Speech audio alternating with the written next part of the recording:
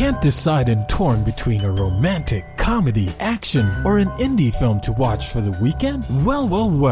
Golden State Media Concepts Movie Podcast is your ultimate guide to the latest movies. Join us as we dissect the latest on the blockbusters. It's the Golden State Media Concepts Movie Podcast.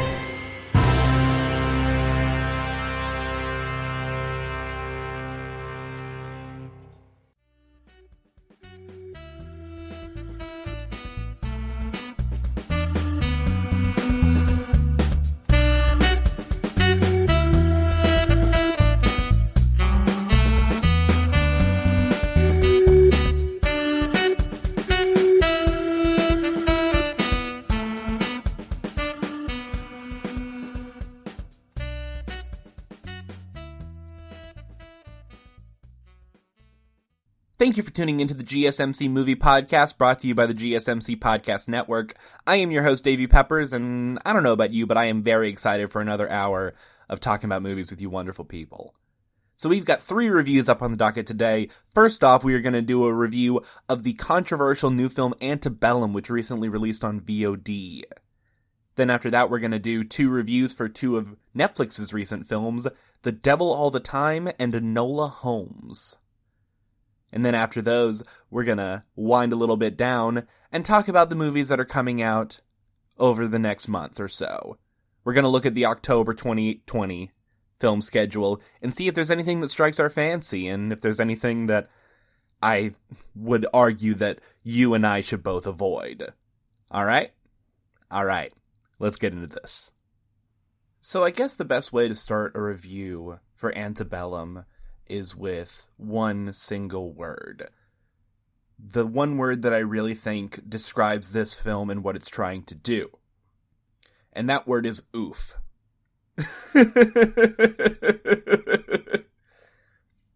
Written and directed by Gerard Bush and Christopher Renz, Antebellum is a horror film that recently released on VOD.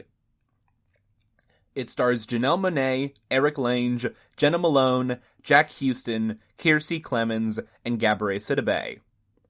And if you watched the trailer for this movie, which I did back in theaters, back when it was originally supposed to release at the start of the year, you saw a lot of provocative and interesting images with a lot of contradictions and anachronisms within the time space.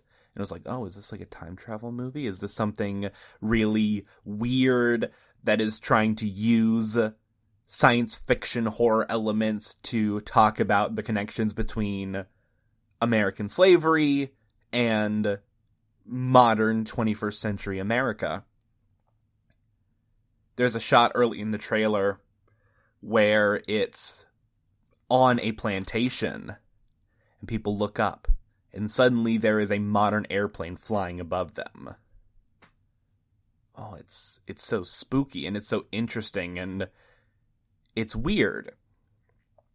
And I like weird things, and I like horror movies that try and talk about something and try and do something bold and different. I mean, there's a reason a film like Get Out was such a massive success, and a lot of that is because it was weird and it was different, and it seemed like another politically minded, strange horror film. I was like, all right, I'm totally into this. Me and a lot of my friends were very excited for this movie, watching those trailers, and then it got delayed, as everything does. And I remember one of my friends texted me when it was announced that the movie was coming to VOD and that we would get to watch it. And we were so excited. Like, oh yes, we can finally see this movie. We've been so amped for this. Janelle Monáe is a really talented human being and a pretty good actress in the few films that she's been in. And I was so into this. And then I saw it. The hardest thing about reviewing a movie like Antebellum is that a lot of it is predicated on various twists and reveals within the plot that you can't particularly talk about in a review like this because the movie is so new, and it is honestly unfair to use this space to spoil the film. Even though I hate this movie, it is unfair to use a space to spoil it for someone who wants to experience it in their own right and might honestly enjoy it. I don't know how, but it is physically possible to. So that makes it a bit of a challenge to accurately talk about this movie, but I'm going to try and do a little dancing around it, and hopefully I can get through this and properly express my opinions and my takeaway for a film like Antebellum without soiling your potential experience. I mean, I might be soiling it a little bit by expressing my distaste for the film, but that's just something that we're all going to have to deal with, and for that I do sincerely apologize. As I mentioned in the last episode that I did, talking about the Mulan remake, I don't like hating movies. It's not fun. And it just bums me out, honestly. But you have to be honest, and you have to talk directly about your feelings on things, because if you don't, then what do you have? All you have is your thoughts and your opinions. So let's start with the positives. The performances are very good.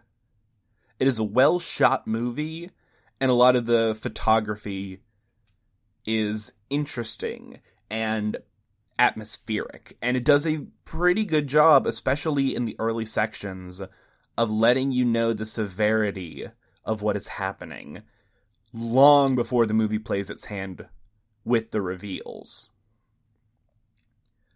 And that's about it. And while that is definitely valuable and it is worthy of commendation, I think what the movie ends up revealing about itself and what it ends up trying to do kind of erases all of that. Janelle Monáe is good at what she does. I know this. Jenna Malone is awesome at being evil. If you've seen The Neon Demon, you know this. She's good at that. Like, really, really good at that, actually. And maybe it's not fair to take potential points away from a film because the good performances aren't shocking. Like, these are talented actors and actresses. We know that they are good at what they do. But it's not shocking, and it's not particularly notable that their performances are good, even though they are.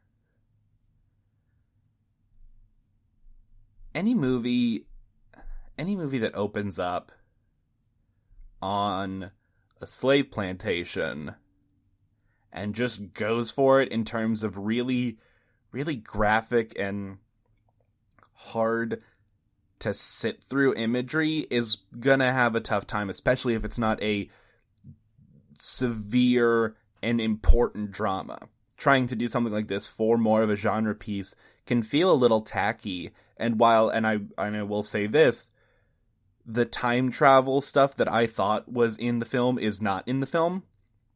It's not that kind of movie. There are no science fiction elements here. It still feels a little overwrought. And a lot of people much smarter and much more eloquent than I have gone on at length over the past week about these same ideas about this film, that it feels gross. I wish there was a more eloquent way for me to put it, but I see so much of what this film does as just very gross and slimy and opportunistic in its own convoluted, complicated, and I am not the person that can decide if this film is offensive. But if I was that person, I would say it is. It's a lot, and not in a good way. I like movies that push the boundaries. I like movies that really stick in. I mean, heck, some of my favorite movies are deeply upsetting movies like Killer Joe or Todd Solondz's Happiness. These are movies that are not pleasant in any way, but they have a point to it. Their point is so exact they are a scalpel because they know that they have to be perfect with everything that they do in order to get away with the brutality and the horrors that they're showing. For a more exact comparison, look at a film like Steve McQueen's 12 Years a Slave, another movie that has a lot of ideas about American slave plantations, because it's set during that time and is based on a true story, which separates it from a film like Antebellum. But that movie is also brutal and very hard to watch. But it is allowed that space to be brutal because of what it is trying to do and what it's trying to say, and it's one of the great American films of the past 10 years. It's a Best Picture winner, as a matter of fact. This is not a Best Picture winner. I'll just say that. And it's a real shame, because I like horror movies that try. I like horror movies that embrace the fact that horror is a deeply political genre. And always has been. I mean, ever since things like science fiction and horror were made, it was made as a way to talk about certain issues. Especially horror in film. I mean, look back to any classic, like, black and white horror monster movie. And it is... all of them have a lot to say about the world. That's why something like Frankenstein. Frankenstein is about a guy who just wants to be accepted and can't be because of something far outside of his control. A lot of these great horror films have a lot of lofty ideas, and it is clear that Antebellum so deeply wants to be entrenched and remembered with those films for the rest of its life. But it misses the mark so deeply, and so tragically too, in a way that is almost impressive. I try not to rant anymore. I ranted a lot when I was younger, so forgive me for trying to hold my tongue. I hope it is clear through the way that I am dancing around this film that this is the worst movie of 2020 that I have seen. For about an hour, it was boring and a little gross.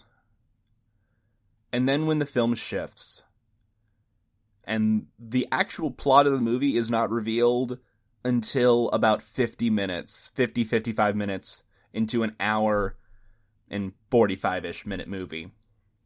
So over halfway through, when the film truly plays its hand, and you realize, oh yeah, that's why the trailer was so cryptic. That's why nothing happened or made any sense during the first hour-ish of this movie.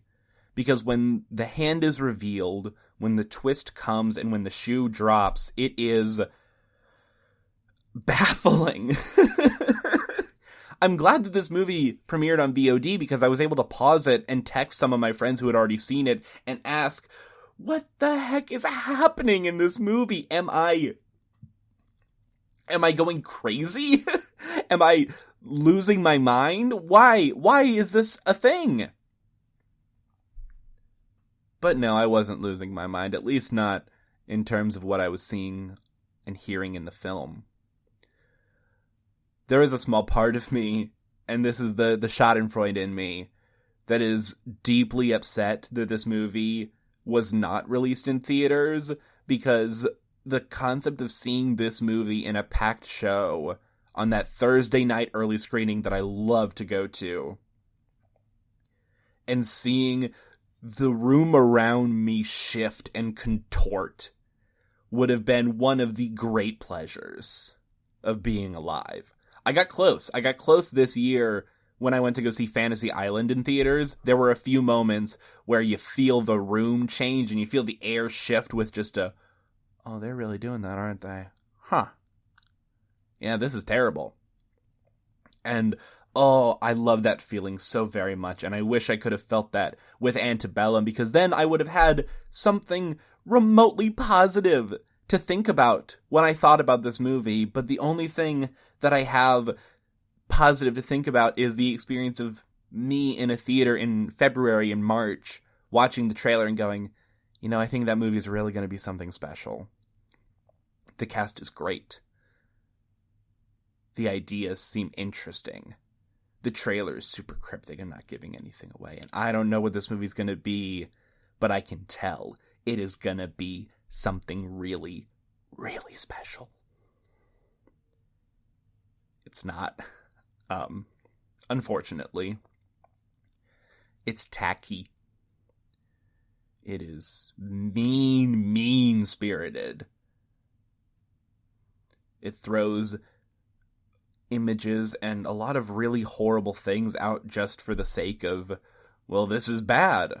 And this is how you know it's bad. It's the serial killer in the slasher movie killing the victim's cat because that makes us know they're bad. We know they're bad.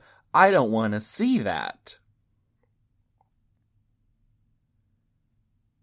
The movie is truly awful. And about as callous as a film can be. Before I watched Antebellum, Artemis Fowl was the worst film of 2020 for me.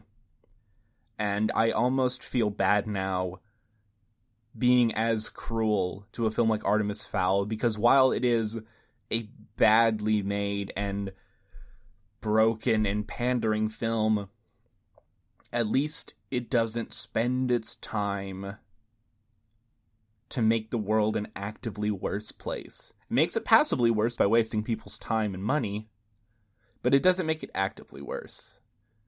And I think there's a very good argument to make that Antebellum, to a degree, makes the world actively just a little bit worse. And that is the cruelest thing I can say about a film. There will be a lot of people talking about this movie in the years to come, in discussing it and trying to analyze what happened to it.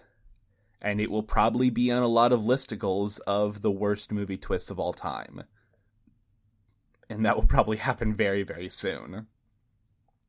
I almost want to recommend you watch Antebellum, just because it is almost shocking and exhilarating how tone-deaf this film is. But I won't, because that's what I'm here. I'm here to watch the garbage and tell you to stay away from it. So accept this gift. My hands are open, telling you to not watch Antebellum, a film that I give 1 out of 10 stars to. Now let's get a little bit lighter. Up next, later on in the show, as I mentioned previously, we are going to do 2 reviews for 2 of Netflix's recent original films. The Devil All the Time, the dark, R-rated crime saga set in the South, and Enola Holmes, a charming little YA film about Sherlock Holmes' precocious younger sister. See you then. Want to know the latest and hottest music hitting the airwaves? Don't be left out. Listen to the Golden State Media Concepts Music Podcast. It keeps you on the loop with everything you need to know from pop, rock, hip-hop, and the top 40. And we'll throw in news of your favorite artists, concert and tour dates, and so much more. Listen no further, because this is the gold standard in music podcast.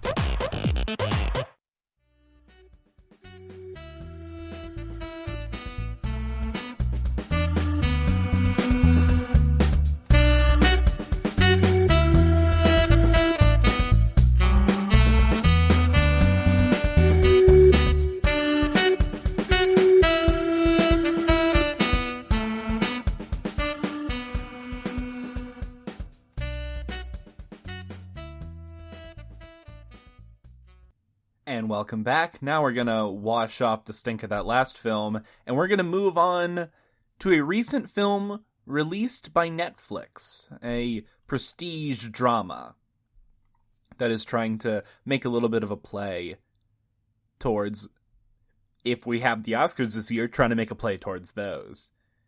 The Devil All the Time, co-written and directed by Antonio Campos, based on the novel of the same name by Donald Ray Pollock, who also serves as the narrator for the film. Now, this movie has gotten some mixed reception. There are some people that really, really dig it, and some people that just do not care for it at all. And I wanted to go over my personal thoughts with you all today. So, first off, the cast for this film is absolutely stacked. I'm going to list off all of these names real quick, and there are a lot of good ones. We got Tom Holland in the lead. We got Bill Skarsgård, who played Pennywise in the It films, as his father. We have Robert Pattinson doing a ridiculous and kind of fantastic Southern accent that toes the line between terrible and genius so often that I truly do not know where I stand on it. Just the, I'm not gonna take charge of a bastard child. It's that kind of thing. It's the very theatrical, very unrealistic Southern accent, but I mean, I do know people who talk like that. I've heard that dialect in real life, but it's so fun. We also have Sebastian Stan, Riley Keough, Jason Clarke, Eliza Scanlon, Haley Bennett, and Mia Wasikowska. That is one heck of a cast. A stacked group of people. And I really like all of these people. The person who I probably have the least affinity for is Tom Holland, and that's just because he spent so much time in the Marvel machine as of late. But looking back to his performances in The Lost City of Z and The Impossible, he clearly has a lot of chops, and he is showing those chops right now. So let's actually get into what the film is properly about. So the film takes place over a couple different time periods. It starts around World War II era, where a Marine named Willard, played by Bill Skarsgård, is coming back from the war, trying to find love and trying to start a family, for tragedy to strike little pockets around him. And then after we get introduced to these characters and the tragedies that befall them, the film follows his son, Arvin, played by Tom Holland, as he is trying to grow up in 1957 to 1965 in the South. And, well, not really the South, it's more like the Ohio area. So it's very Midwestern, but there are a lot of Southern Gothic themes going on in the film. And he's trying to take care of his adopted step or half-sister. It's a complicated situation. He's trying to take care of his sister, played by Eliza Scanlon, who most people know from Little Women, where she played Beth and tore all of our hearts out, because that Little Women remake is really, really good and makes me cry very, very much.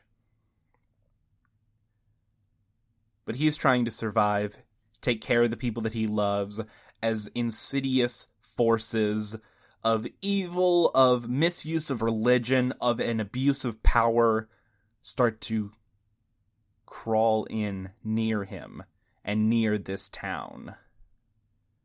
The devil is there all the time. And I think the biggest issue with this film at the very beginning is, as someone who has not read the Donald Ray Pollock novel, people that I know who have said that it is almost impossible to adapt without, at the very least, going for a hard NC-17 rating because of all of the deeply upsetting content within the novel. And not to say that the film does not delve into some of the deeply upsetting content, but it is definitely sanitized for a marketable audience. And I can't even really blame the film for that. I mean, the stuff that I have heard is a lot, and I don't really know if that would be something that people would want to see. I would probably want to see it because that would be bold and interesting and new, but I am weird and broken, and my brain is wrong, so I'm not going to pretend like I am the primary, predominant decider of things like this.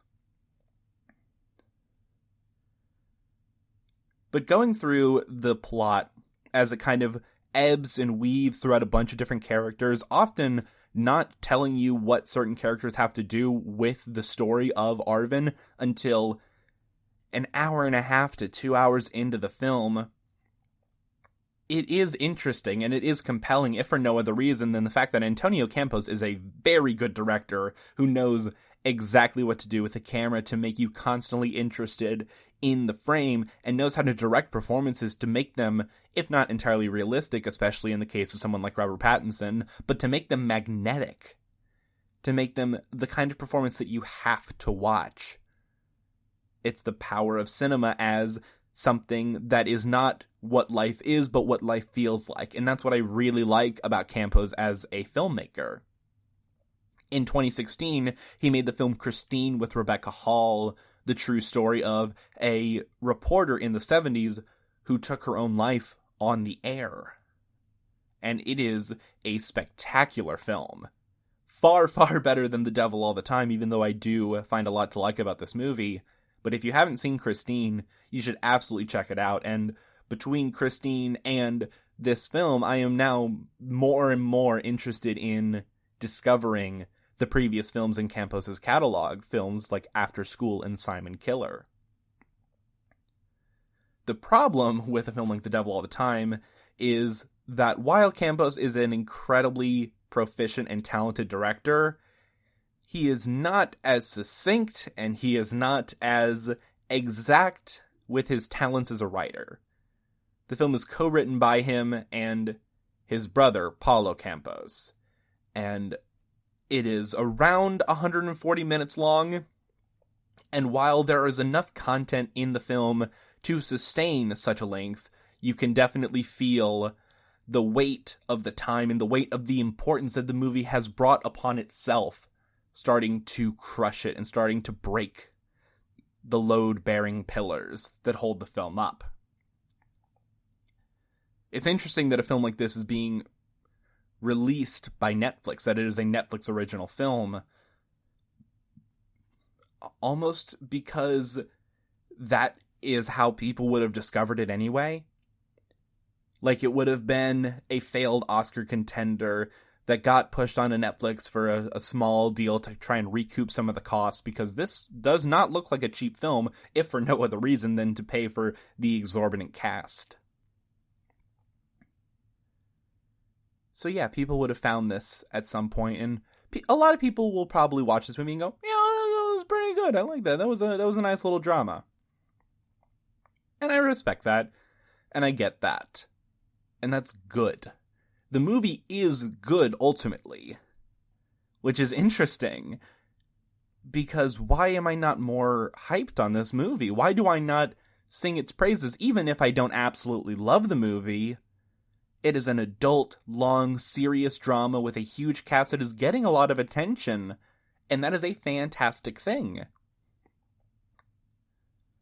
The movie, weirdly enough, the movie that I thought about the most while watching The Devil All the Time is a movie from a few years back called White Boy Rick with Matthew McConaughey. And White Boy Rick is not a particularly interesting or notable film. It's good. Like, it comes in just above par. But I was watching, I was going, man, this should have been great. This could have been great. There is so much meat here and so much stuff to discuss and so much stuff to talk about that I just wish that they had gone for it. I just wish that they could have made it the thing that it's supposed to be. And I know supposed to be yada yada yada. It's unfair to criticize a movie for not being something that it's not trying to do. But when you put on the affectation of such an epic scope, and when you put on the affectation of being an important film, trademark, patent pending, copyright, little R thing in the corner, with like the circle, yeah, you get it. When you make an important film, you have to justify that importance. And the thing that connects a film like The Devil All the Time to a film like White Boy Rick for me is that both of them are good movies that severely overemphasize how valuable they are. And I like that ambition. That is a net positive. It is a good thing. And I like that. But I can't help, despite the fact that I do enjoy that, and I do enjoy this movie, I can't help but look at it and go, man, you could have been better. You could have been more interesting. You could have bore that load of importance better and with more grace and with more tact and talent and with more of a reason and with more skill in such a way that I would be here praising this movie and telling all of you, go to Netflix right now. Not that anyone has plans right now, but cancel whatever plans you might have and turn on The Devil All the Time, because that is one of the great movies of this year. I want to say that because we haven't had a lot of great movies this year. My favorite movie of the year is still Bill and Ted Face the Music, which rules, don't get me wrong, but I do wish that more movies like Devil All the Time had hit their mark. Because I am starved for something like this, y'all. I am starved for a big, lavish, intense drama to just really floor me and knock me out. And there are moments where this does. There are a few moments sprinkled here and there, mostly due to the performances or to the direction, that just punch me in the gut, and it feels great. It is exhilarating. And I just wish that happened more. I don't really know how you could potentially fix The Devil All the Time. It's not really a film with a concrete, easy-to-decipher problem that demands fixing. But there's something missing here. There's something off about this puzzle that is put together in such a way that it's so close. It is hazy in the corner of your eye, the solution, the entire film. And I just wish that it had seen it. Because there is so much to really love about this movie. And I am so disappointed in itself, and to a degree in myself, for not finding those nuggets of gold more often than I did. And it just bums me out sometimes. When I think about a movie like White Boy Rick. When I think about a movie like The Devil All the Time. That just should have been a little bit more. Because it was so close. It was so close. I don't know, maybe I expect too much from these films. Maybe I hope too much. But hope is good, you know? Hope is really, really good. And it makes us appreciate when we get it right. When we are proven right by art. And I was not proven right by The Devil All the Time. I wasn't proven wrong. But it seemed to hold its hat in its hand and look up shyly, timidly, and a little ashamed and say, well, Davey, I may not be the one to decide whether you get proven right or wrong, but I do sure thank you for your time. And I don't know. That might be a little bit enough. Not totally enough, but it might be a little bit enough. The Devil All the Time gets 6 out of 10 stars for me. Not great. Not terrible. Not even particularly notable. And I will probably not think about it until the next time that I have to talk about a movie that hits this very specific weird middle ground of, yeah, it's good, but it should have been better. As it is added to the annals of history with White Boy Rick. Now coming up next after the break, we are going to do another review for another Netflix film. We are going to take a look at Enola Holmes, starring Millie Bobby Brown, Henry Cavill, and Sam Claflin, telling the story of Sherlock and Mycroft Holmes' younger sister, who has to go on a bit of an adventure. It's a charming little tale. And then, at the end of the show, if you stick around, and I really do hope you do, because I am having a lot of fun doing this, and I hope you're having at least a little bit of fun listening to me ramble and go off about things that I love oh so very, very much. We're going to take a look at the October 2020 lineup of releases, and we're going to see if there's anything in the midst of this lineup that speaks to us, that excites us, you know? and maybe if there's anything that we should probably avoid. All right, see you then. Tired of searching the vast jungle of podcasts? Now listen close and hear this out. There's a podcast network that covers just about everything that you've been searching. Hey! The Golden State Media Concepts Podcast Network is here. Nothing less than a podcast bliss with endless hours of podcast coverage. From news, sports, music, fashion, cooking, entertainment, fantasy, football, and so much more. So stop lurking around and go straight out to the Golden State Media Concepts Podcast Network. Guaranteed to fill that podcast itch. Whatever it may be. Visit us at www.gsmcpodcast.com. Follow us on Facebook and Twitter, and download us on iTunes, SoundCloud, and Google Play.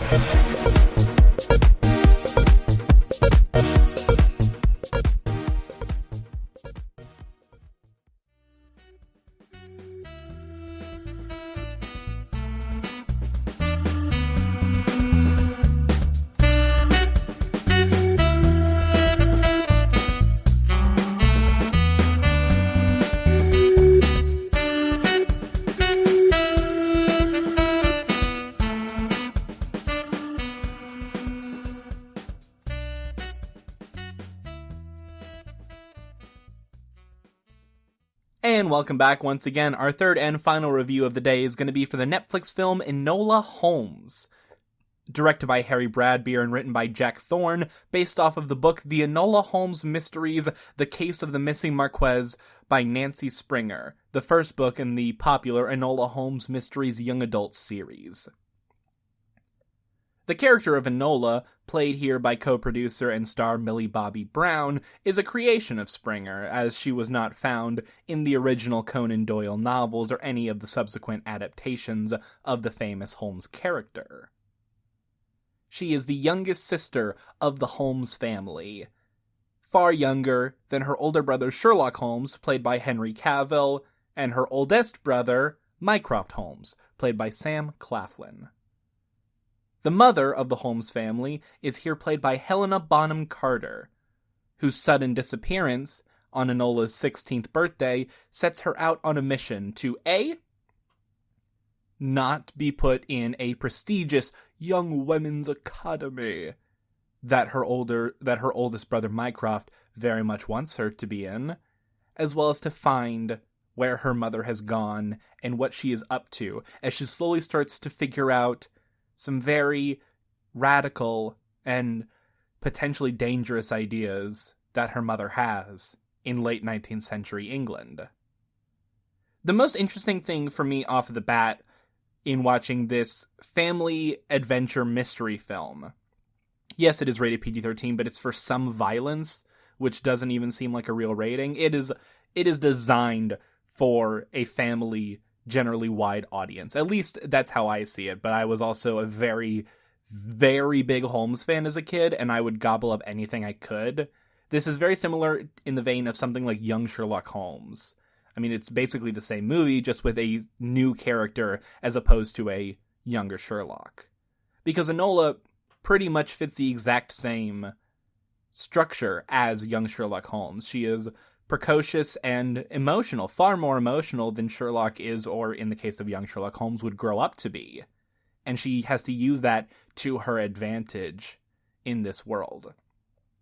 But the thing that is almost shocking, not necessarily shocking, but a thing that I was not expecting from this movie is how deeply entrenched it is in the political spectrum of 19th century England. There is a lot of stuff going on about things like the suffragette movement and about various political ideas and political revolutions that were happening around this time, which I respect a lot of. I don't necessarily think that it totally works in the context of the film, but it is nice that a movie ostensibly aimed at children and families has the gall to talk about serious, legitimate things, because a lot of kids can understand some of this stuff, at least to a degree that is dealt with not leaning into the convolutedness of most political ideas. So that's really cool, and I really like that. I really like that a movie is trying to do something like that, even though it can kind of go astray, and it definitely bloats the runtime a great deal. So Enola goes on the run. She's running away from her brothers. She's running away from this future as a proper young lady. And she runs into Tewkesbury.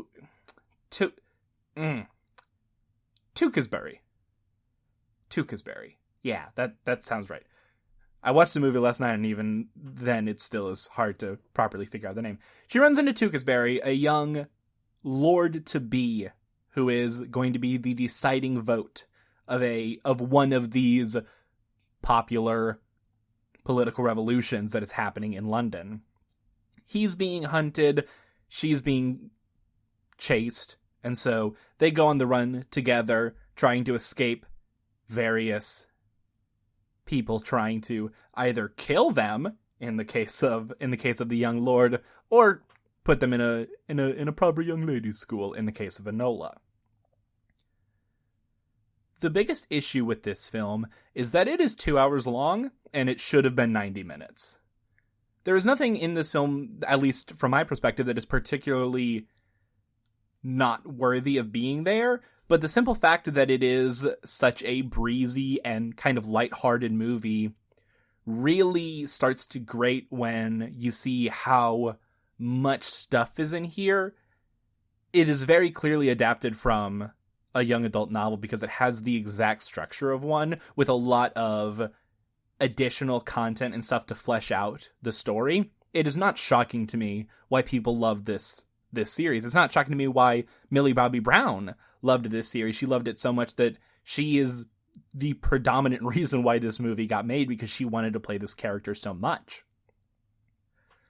But in Jack Thorne's script, there is such an adherence to young adult literary structure, and because that structure is so different from how young adult film is structured, there is a really big dissonance in all of the many different plot lines and many different ideas kind of shooting at each other from every single angle, not really having much of a consistent through line.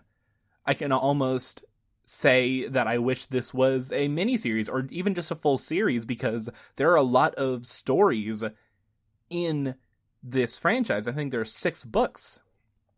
That is 2 or 3 seasons of a Netflix television show, and I almost wish that they had just gone ahead and done that. Sure, you couldn't have gotten the A-list cast of Claflin, Cavill, and Bonham Carter on board. Well, probably. You maybe could have if you gave them enough money. I mean, they've all done various television stuff at various points. In Cavill's case, doing The Witcher for Netflix, which is probably taking up a good bit of his schedule.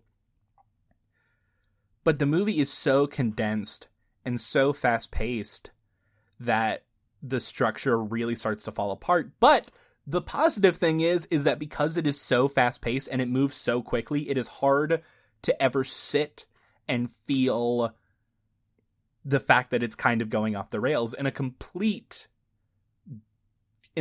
opposite of something like The Devil All the Time that forces you to kind of sit in its failures. Enola Holmes speeds past them so quickly that it is honestly very easy to look at and go, wait, I think that was a bad writing choice, but we're already in another scene, and Millie Bobby Brown is doing something charming, or Henry Cavill is pulling together a surprisingly really good Sherlock Holmes performance, so I don't really care. Let's just enjoy the ride. And I think that's the biggest strength of Enola Holmes as a film, is that it is so much about enjoying the ride. And it is a very enjoyable ride. The characters are very fun to watch. All of the drama is immediate and palpable. There's murder, there's espionage, there's politics, but not in the dry bureaucratic way. It's exciting politics. It's the suffragette movement. It's the stuff that you learn about in history books on the one day you paid attention in history class because something actually happened. It's a very hyperkinetic film, which is interesting given the 19th century British setting, but that hyperkinesis is the thing that really gives it its legs. Honestly, the more that I talk about Enola Holmes as a film, the more I like it. And I think a lot of that is me seeing the film and going like, well, that was a very fine movie for the young people, for the youths, as it were. And then actually having to describe it going, no, this movie is good. This is a good movie that knows what it's doing. It's not perfect, and it's not even particularly well crafted. The character of Enola breaks the fourth wall constantly throughout the movie, and for as good and charming as Millie Bobby Brown is as a young actress, and she is very good in this role, she breaks the fourth wall so many times. And it just starts to really grate on the experience of the film, because everything gets the wink and the nod, so that by the time that something with like real emotional weight happens, it kind of pulls the air out from the sails of the movie, at least for me, because anytime something happened, anytime like the second act low point or the twists in the third act, I was expecting her to look to the camera, wink, and then completely upend everything all over again. Having such a self-aware way of telling a story kind of betrays the emotion for me. And that's a very hard line to walk, I would say. I mean, I think that's probably the biggest issue with stuff like the Deadpool movies, but they balance it by having the self-awareness and the emotional core be completely separated. The problem with Enola Holmes is that there isn't enough time, because the movie is so dense and so filled with content. There isn't enough time to separate anything. And so it all has to kind of come snowballing in on top of itself in a way that you can't really gather any themes or concrete concepts from what the movie is trying to do. And that's not necessarily a negative. It's a negative for me as a viewer, but it's not necessarily a negative for the film, because what it is trying to do is be a really fun family adventure mystery, and it does that very well. The mystery is passable. It's nice. The jokes usually work, the adventure is charming, and the acting is quite good. So, on that level, the movie completely achieves what it sets out to do, and if you have children, especially if you have a daughter around like 12, 13, absolutely show them this movie. There's a lot to like about it. It's fun, and it doesn't talk down to the audience. I mean, it talks down to them in the same way that a movie for adults talks down to the audience, which is both a compliment and an insult. It doesn't talk down to the audience because they are children. It talks down to the audience because they might be dumb adults, which I guess is better. It is honestly hard to say sometimes. But the movie does have a lot going for it, and more than anything, I want a sequel. Even though I wasn't particularly super fond of this movie personally, just it didn't line up with my taste as much as I would have wanted it to, especially considering how much of a Holmes and Conan Doyle fan I am. I want a sequel to this movie so badly. I want more time with these characters. I want more stories in this world. I want more really, really sweet moments between Enola and Henry Cavill's Sherlock as he starts to slowly realize, oh, she is like me. Oh, no. She's like me, and I have to be responsible for the fact that she looks up to me and has the same thing in the back of her brain that I do. And I can no longer dismiss that. It's really charming, and it's very sweet, and there are a lot of really solid ideas in here. But when I think about the movie, as much as I did enjoy it, or as good as successful as it was at achieving what it had set out to do, I can't help but feel like I would have wanted something a little bit different, or a little bit tighter, or a great deal longer. I feel like if this was a Netflix season covering the first 2 or so books, that would have been a far greater success. And I know that's a lot more money, and probably a lot less people would watch it because it is a greater time commitment, or maybe more people would watch it. I don't know. The Netflix model is very confusing, and I still don't totally know how they're doing it, but they're making enough content for people to make podcasts about them, so I guess I can't complain too much. There just doesn't seem to be a complete understanding of how to make this work as a film. And I don't know if that's the fault of the writer in Thorne. I don't know if that's the fault of Springer or Bobby Brown wanting to keep the original novel as sacred as possible. But I look at this movie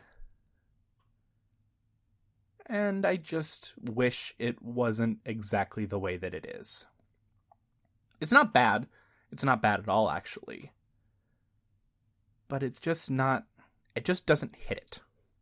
It doesn't hit the mark as exactly as it should have. And I guess, in a way, it is somewhat similar to my feelings on The Devil All the Time, where there is a very good movie in this pretty good movie. And I wish... Yeah, I just wish that we were seeing that film or that miniseries, or I was just reading that book. I want to read these books now after watching this film, because I see the ideas and I see the excitement and the ingenuity in the story. And an advertisement for a book is not the best thing a movie can be, but it's also, I mean, it's not the worst, if we're being perfectly honest with one another. Enola Holmes gets 6.5 out of 10 stars. Which does, in fact, make it the best movie that we have discussed today. Half a star better than The Devil All the Time, and 5.5 stars better than Antebellum. So if you have to watch anything, get your family, gather around the couch, watch Enola Holmes. I mean, don't get your family around the couch for The Devil All the Time and don't watch Antebellum, but you know what I mean, you know? Yeah, it's alright. And as more and more and more Netflix films keep getting made and keep getting released, I'm sure this will get buried. And that is a bit of a shame, honestly, because I would like this to do well enough so that we could see another film in this series. But I don't know how likely that is, although I'm sure Bobby Brown would very much like it to be, which I respect, because she is good at this. And I am very excited to see the kind of things that she does as she continues to grow in the cinematic and television space. Now, if you'll stick around, at the end of the show, we are going to discuss the films that are coming out next month. What does October 2020 have in store for us as savvy viewers? I am sure we are going to be getting a lot of, and this other Netflix films coming up, because that's what they do. But I think it'll be nice to kind of look through all of them and maybe get a little bit of hype going and try and get excited for what's coming next for all of us movie lovers. See you in a bit. Watching TV has changed over time. Streaming has become the new norm. That's why Golden State Media Concepts television podcast dives headfirst to the world of cord cutting. Want to be on the loop of what's hot in Netflix? Or if it's not a preference, what about original shows in Hulu? We've got you covered. Join us as we fill in the blanks and talk about movies to stream and what show you should be binging. This is the Golden State Media Concepts television podcast.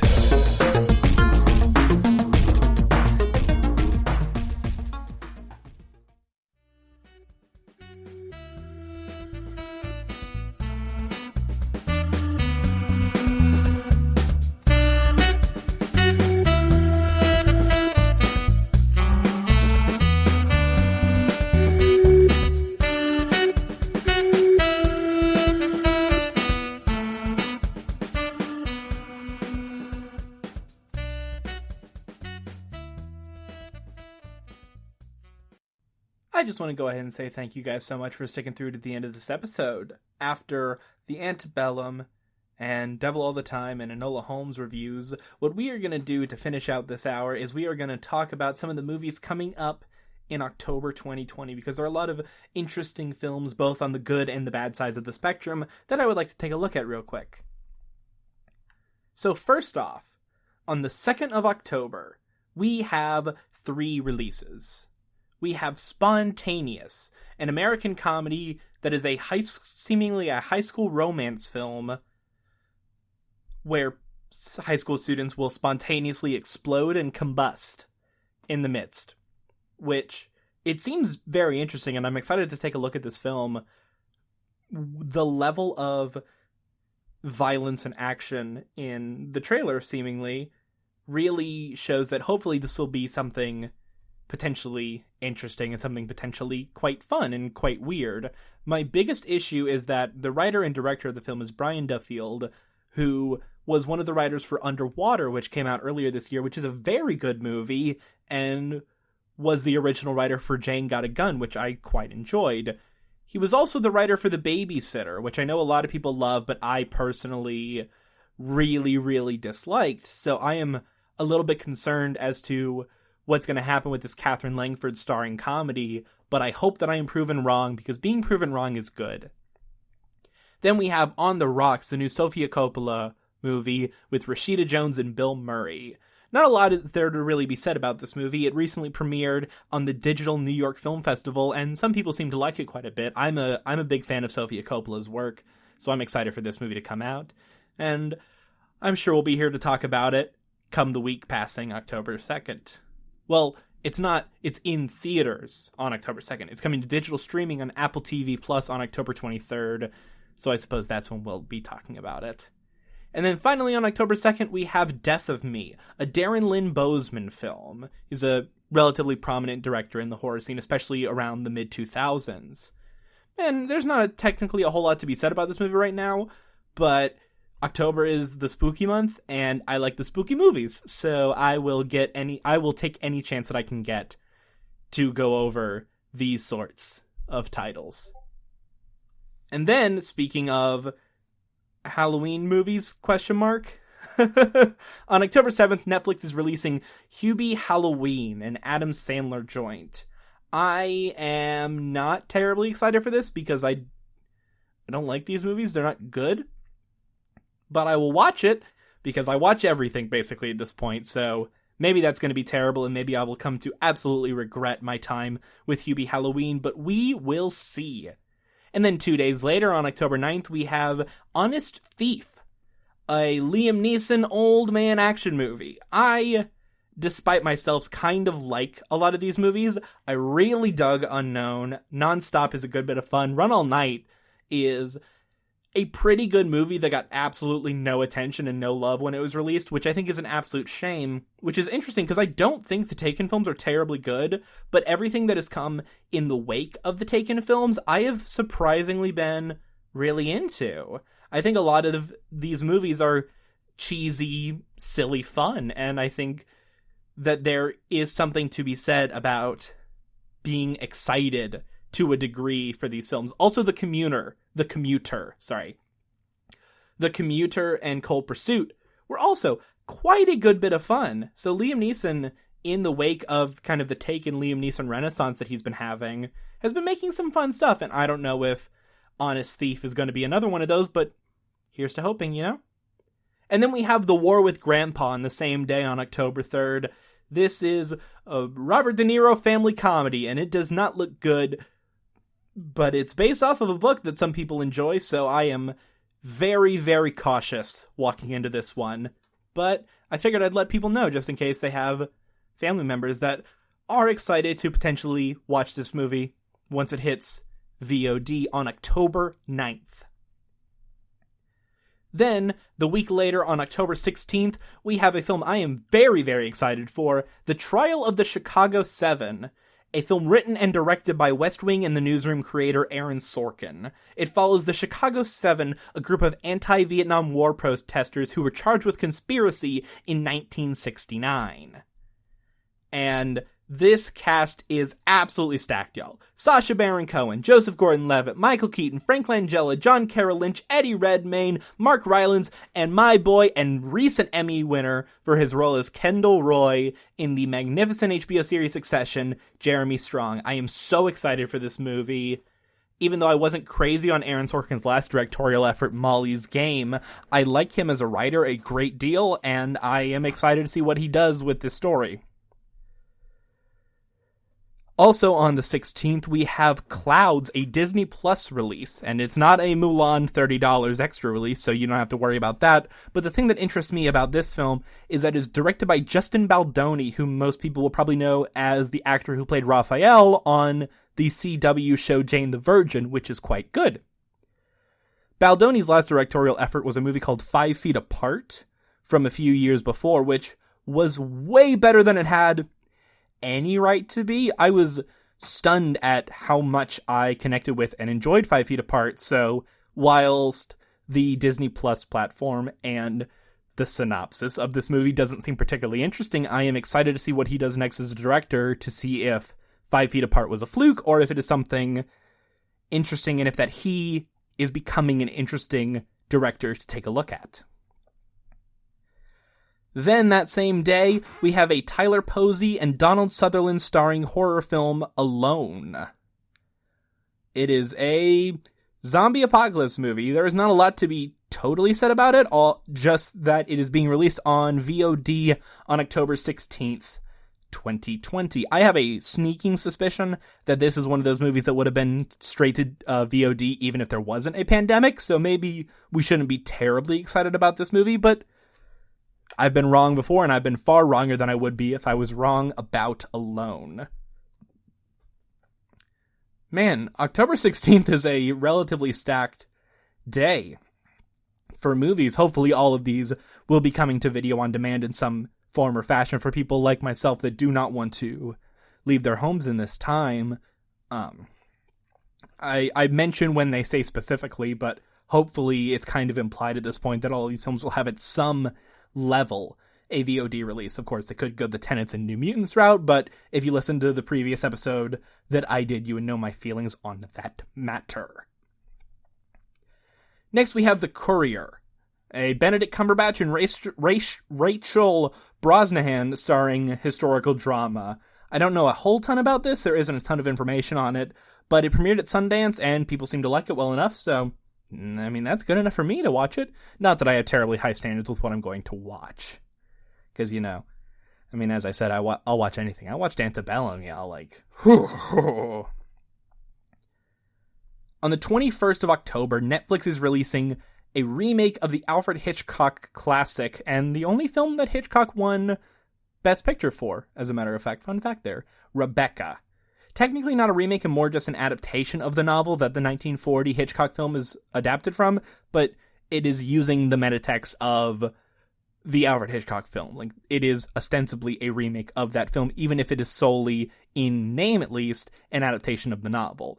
Because the novel gained popularity because of the Hitchcock film, so this is taking from that, yada yada yada. You know the drill, you know what we're doing here.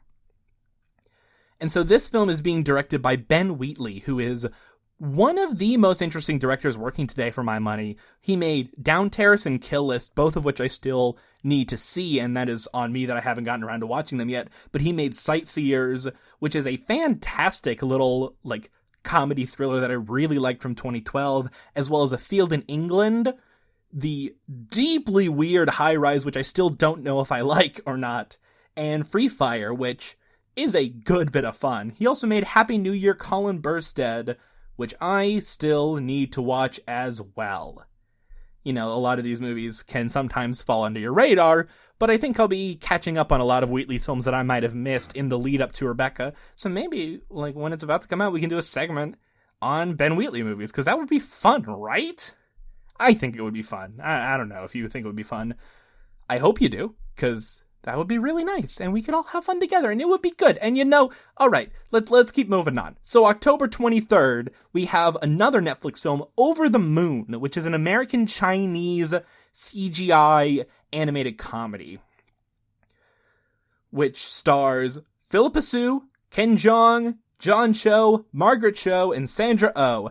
That is a fantastic cast, and even though they're just doing voices, I am extremely excited for whatever this movie is going to end up being, just because of that cast. Philippa Sue really needs a much bigger platform after her performance as Eliza Schuyler in the Broadway production of Hamilton and the Disney Plus showing of Hamilton. She had a small role in The One and Only Ivan, but I really haven't seen her in much of anything in comparison to people like Davey Diggs and Leslie Odom Jr., who have had their careers really taking off because of their performances. And quite frankly, Philippa Sue might be one of the best performances in that show, so it's nice to see her starting to get more work from the fallout and the impact that being in that show has had upon her. And then... Ooh. Alright, so... on VOD and in theaters, so it's going to be available, which means I'm going to watch it and talk about it. Oh, God. After We Collided, which is a sequel to the worst film of 2019, After. After is a very predatory and very poorly done romantic drama film, and I say all three of those words in quotes, and they're making another one because enough people went to go see it, I suppose. I am dreading this movie, but I know that I'm going to watch it the day that it is released, simply because it is good to know how far things can fall, and After is truly, and I don't mean to be mean to the film and the filmmakers, I don't blame the actors or anything, of course. It is one of the most insidious things I have ever seen. It is on the same line as something like Antebellum or the 1517 to Paris for me, where it is just incompetent and mean-spirited and existing in a world where things don't matter and you can just do whatever. Not within the actual text of the film, but within the metatext of people paying money and using funding and using people's eyeballs and time to work on something that just exists to exist because people want to do something and don't care about the consequences of it. And that is really the thing that bothers me the most about a lot of films, is when it feels like the consequences of putting something out there are a joke to them. Going back to Hamilton for a second, and forgive me for bringing that up, but I am a theater kid at heart. Recently, when people were talking about criticisms of the historical figures in Hamilton, Lin-Manuel Miranda, for all of his flaws, said, yeah, no, that's good. Like, criticize me and criticize this work for what we're doing. It's important to have these conversations, and that is good. That is a man that understands the consequences of his work. And yes, of course, it's a lot easier to understand the consequences when you have a bunch of awards, but he still understands it more than the people that made After, and presumably, again, I could be proven wrong, I highly doubt I will be proven wrong, After We Collided would. And it just, I am not excited. But I am going to watch it, and you guys are going to be here with me when I talk about it. I promise you that. Also on the 23rd, a film on the complete other end of the spectrum that I am very excited for. We have Bad Hair by Justin Simien, the director and writer of Dear White People, which is a very good movie and a very good show. And this is a horror comedy with Vanessa Williams, Laverne Cox, Jay Farrow, Lena Waithe, and Blair Underwood. And even though the reviews from Sundance weren't great, it currently has a 54% on Rotten Tomatoes. I really like Simien's work, and I really like this idea of that filmmaker doing a politically charged, or at least a socially charged horror comedy. I think that could be something really interesting that could, hopefully, fingers crossed, have a lot to it and could be really, really entertaining. Lastly, on the 23rd of October, and again, a lot of movies are in this weird limbo right now, so there might be more things that get announced and get brought to the forefront over the next few weeks to be released throughout October. But we're doing it as we have it right now. So, lastly, on the 23rd of October, we have Friendsgiving, a comedy movie starring Malin Ackerman, Kat Dennings, Aisha Tyler, Chelsea Peretti, Christine Taylor, Dion Cole, Wanda Sykes, Margaret Cho, and Ryan Hansen. And it is a stacked cast of people who look like they are going to really enjoy this paycheck, because this is one of those posters that is just slapdashed of bad images photoshopped together. One of those posters where you look at and go, oh yeah, this movie's not going to be very good. And I'm not terribly excited for it, although the cast is good, so hopefully I can squeeze a few chuckles out of that sponge. I'm trying my best. Y'all know me. Well, you don't really know me yet, but hopefully you will. You might know me a little bit, and hopefully we can get to know each other a little bit more over the coming months and the coming episodes, which I am very excited to be doing. Lastly, on October 30th, we have Come Play, a horror film that is not looking particularly remarkable, if for no other reason than it stars Gillian Jacobs, who is known as her role as Britta Perry on Community, and John Gallagher Jr., who is known best as his role in 10 Cloverfield Lane, his role in The Newsroom, and his role playing Moritz on the Broadway production of Spring Awakening. I really like him a lot, and I like Gillian Jacobs a lot as well. And if those names weren't attached to this movie, I would not be particularly excited for Come Play. I probably wouldn't even have mentioned it in this segment. But with those two at the lead, at the very least, I'm going to watch it and hope that it is good, because I know that they will be putting forth good work. And I always do kind of have a soft spot for parents of a spooky child stories. I remember Before I Wake, the Mike Flanagan movie from a couple years back that a lot of people really, really hated. I surprisingly connected with a great deal, and I still don't totally know why I like that movie so much, but I just really connected with Before I Wake. Mike Flanagan he's good at what he does. Even his lesser movies are really good, but we're not talking about that. We're talking about Come Play, which hopefully will join a film like Before I Wake in the column of, well, that was actually pretty good. I really liked that a good deal. So that's what we have looking forward to in the month of October. I'd like to do more of these with future months, and if anything new comes up, we can probably talk about that in a future news segment or something similar to that. So thank you so much for joining me for this hour, for listening to me talk about movies, for listening to me talk about Antebellum and The Devil All the Time and Enola Holmes, which, for posterity, Antebellum 1 out of 10 stars, The Devil All the Time 6 out of 10 stars, and Enola Holmes 6.5 out of 10 stars.